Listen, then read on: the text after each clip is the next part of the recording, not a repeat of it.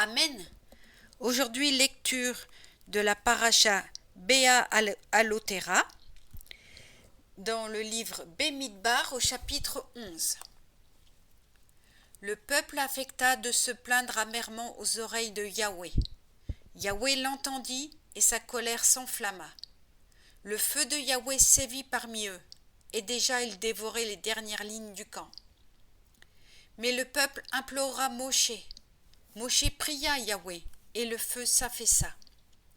On nomma cet endroit Tabéra, parce que le feu de Yahweh y avait sévi parmi eux. Or, le ramas d'étrangers qui était parmi eux fut pris de convoitise. Et, à leur tour, les béné Israël se remirent à pleurer et dirent : Qui nous donnera de la viande à manger ? Il nous souvient du poisson que nous mangions pour rien en Égypte, des concombres et des melons, des poireaux, des oignons et de l'ail. Maintenant nous sommes exténués, nous manquons de tout, point d'autre perspective que la manne. Or, la manne était comme de la graine de coriandre, et son aspect comme l'aspect du bédlium. Le peuple se dispersait pour la recueillir, puis on l'écrasait sous la meule et on la pilait au mortier. On la mettait cuire au pot et l'on en faisait des gâteaux. Elle avait alors le goût d'une pâtisserie à l'huile. Lorsque la rosée descendait sur le camp, la nuit, la manne y tombait avec elle. Moshe entendit le peuple gémir, groupé par famille, chacun à l'entrée de sa tente. Yahweh entra dans une grande colère.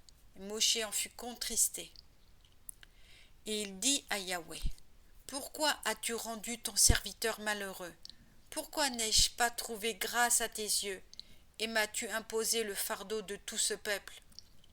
Est-ce donc moi qui ai conçu tout ce peuple, moi qui l'ai enfanté, pour que tu me dises : porte-le dans ton sein, comme le nourricier porte le nourrisson, jusqu'au pays que tu as promis par serment à ses pères ?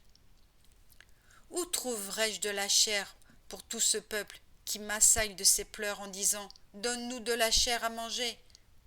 Je ne puis, moi seul, porter tout ce peuple. C'est un fait trop pesant pour moi.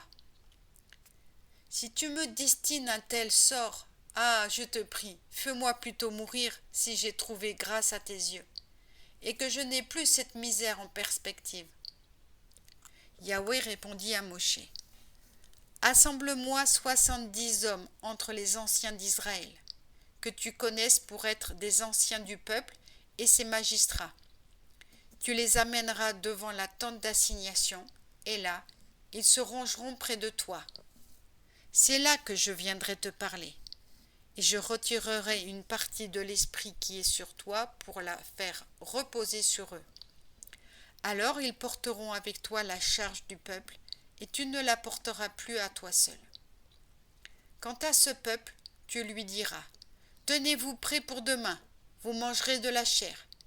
Puisque vous avez sangloté aux oreilles de Yahweh en disant : Qui nous donnera de la viande à manger ? Nous étions plus heureux en Égypte. Yahweh vous en donnera à manger de la viande. Ce n'est pas un jour ni deux que vous en mangerez. Ce n'est pas 5 jours, ni 10 jours, ni 20 jours, mais un mois entier, tellement qu'elle vous ressortira de la gorge et vous deviendra en horreur. Parce que vous avez outragé Yahweh, qui est au milieu de vous, et que vous avez pleuré devant lui en disant : Pourquoi sommes-nous sortis de l'Égypte ? Moshe répartit : 600 000 voyageurs composent le peuple dont je fais partie, et tu veux que je leur donne de la viande à manger pour un mois entier ? Faudra-t-il leur tuer brebis et bœufs pour qu'ils en aient assez ? Leur amasser tous les poissons de la mer pour qu'ils en aient assez ? Et Yahweh dit à Moshe : Est-ce que le bras de Yahweh est trop court ? Tu verras bientôt si ma parole s'accomplit devant toi ou non. Moshe se retira et rapporta au peuple les paroles de Yahweh. Puis il réunit 70 hommes parmi les anciens du peuple et les rangea autour de la tente. Yahweh descendit dans une nuée et lui parla, et, détournant une partie de l'esprit qui l'animait, la reporta sur ces 70 personnages, sur les anciens. Et aussitôt que l'esprit se fut posé sur eux, ils prophétisèrent, mais ils ne le firent plus depuis. 2 de ces hommes étaient restés dans le camp, l'un nommé Eldad, le second Médad. L'esprit se posa également sur eux, car ils étaient sur la liste, mais ne s'étaient pas rendus à la tente, et ils prophétisèrent dans le camp. Un jeune homme courut l'annoncer à Moshe en disant « Eldad et Médad prophétisent dans le camp ».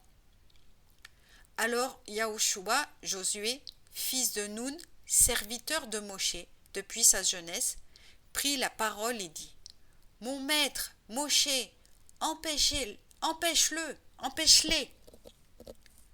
Moshe lui répondit « Tu es bien zélé pour moi. Ah, plus au ciel que tout le peuple d'Élohim se composa de prophètes, que Yahweh fit reposer son esprit sur eux. » Et Moshe rentra dans le camp, ainsi que les anciens d'Israël. Cependant, un vent s'éleva de par Yahweh, qui suscita les cailles du côté de la mer et les abattit sur le camp dans un rayon d'une journée de part et d'autre, autour du camp, et à la hauteur de 2 coudées environ sur le sol. Le peuple s'occupa tout ce jour-là, toute la nuit et toute la journée du lendemain à ramasser les cailles. Celui qui en recueillit le moins en eut encore 10 homères, et ils se mirent à les étaler autour du camp. La chair était encore entre leurs dents, elle n'était pas encore consommée lorsque la colère de Yahweh éclata contre le peuple, et Yahweh frappa le peuple d'une mortalité très considérable. On donna à ce lieu le nom de Kibroth Hattaava, parce que c'est là qu'on ensevelit ce peuple pris de convoitise. De Kibroth Hattaava, le peuple partit pour Haséroth, et il s'arrêta à Haséroth. Amen.